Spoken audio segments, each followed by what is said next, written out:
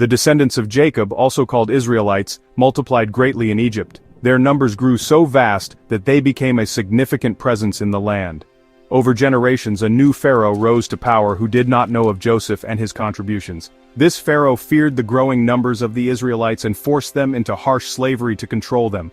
Day after day, the Israelites cried out in distress, their spirits crushed under the weight of their oppression. They prayed fervently for deliverance, hoping that their cries would reach the heavens. To limit the Israelites' population, Pharaoh issued a cruel decree. All newborn Hebrew boys were to be thrown into the Nile. This heartless command struck fear into the hearts of many, especially the mothers who clung to their infants in terror. But one courageous mother, Jochebed, hid her baby for 3 months, defying the Pharaoh's decree. She knew that keeping him hidden was a temporary solution, and that she needed to find a way to save him. When she could no longer hide him, she crafted a basket made of papyrus, coated it with tar and pitch, and placed her baby inside. She set the basket among the reeds along the bank of the Nile, hoping that someone kind would find him. Pharaoh's own daughter came to bathe at the river and discovered the child. She felt compassion for the crying baby and decided to adopt him, naming him Moses, which means, drawn out of the water. Moses grew up in the royal palace, enjoying the privileges of Egyptian royalty, yet he was Hebrew by birth and never forgot his roots. He learned the ways of the Egyptians but always felt a connection to his own people. One day, as a young man, Moses saw an Egyptian taskmaster beating an Israelite slave. The sight of his fellow Hebrew being mistreated filled him with rage and a sense of justice. Unable to contain his anger, Moses struck the Egyptian, killing him. Realizing the gravity of his actions, he buried the body in the sand, hoping no one would discover what he had done. When Pharaoh learned of the incident, he sought to kill Moses. Fearing for his life, Moses fled from Egypt to the land of Midian, leaving behind the only home he had ever known. In Midian, Moses found refuge and a new beginning. The harsh desert landscape was a stark contrast to the opulence of Egypt, but it offered him peace and anonymity. One day, he came across the daughters of a local priest, Jethro, being harassed by shepherds at a well. Moses defended them and helped water their flocks, showcasing his inherent sense of justice and kindness. Impressed by his actions, Jethro welcomed Moses into his home. Moses stayed with Jethro's family, eventually marrying one of his daughters, Zipporah.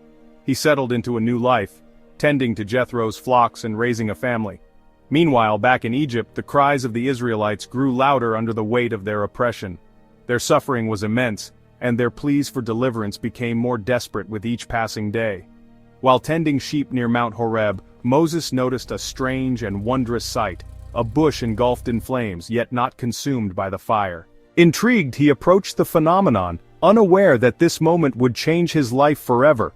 As he drew closer, he heard the voice of God calling out to him from the bush, "Moses, Moses, take off your sandals, for the place where you are standing is holy ground." Moses obeyed. Filled with awe and reverence, God continued, "I have indeed seen the misery of my people in Egypt. I have heard them crying out because of their slave drivers, and I am concerned about their suffering. So I have come down to rescue them. I will send you to Pharaoh to bring my people, the Israelites, out of Egypt." Overwhelmed by the divine mission, Moses questioned God, saying, "Who am I that I should go to Pharaoh and bring the Israelites out of Egypt? I am slow of speech and tongue." He doubted his ability to fulfill such a monumental task. God reassured him, saying, "I will be with you, and this will be the sign to you that it is I who have sent you. When you have brought the people out of Egypt, you will worship God on this mountain." Despite his fears, Moses felt a sense of divine support. Moses asked for signs to prove his divine mission. God instructed him to throw his staff on the ground and it turned into a snake. When Moses picked it up by the tail, it turned back into a staff.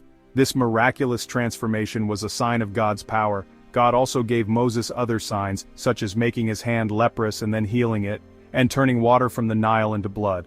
These signs were meant to convince the Israelites and Pharaoh of God's power and Moses' divine mission.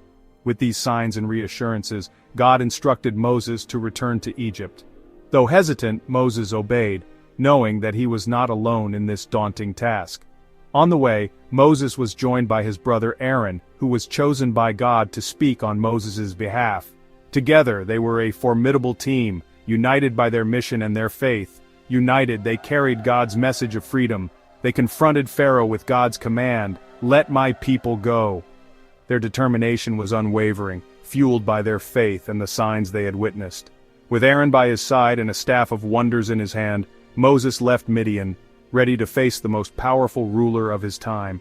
The journey ahead was fraught with challenges, but Moses was resolute. The stage was set for a clash of wills and a demonstration of God's power that would shape history forever. The confrontation between Moses and Pharaoh would become a pivotal moment in the story of the Israelites. Like this video if you're excited to continue the journey of Exodus. Your support helps us bring these stories to life. Share in the comments what stood out most: Moses' humble beginnings, the burning bush encounter, or God's promise to free his people. Which moment inspires you the most? We love hearing your thoughts and reflections. Subscribe for episode 2, where Moses and Aaron confront Pharaoh and witness the miracles of God. Don't miss the next chapter in this epic journey, including the plagues and the crossing of the Red Sea.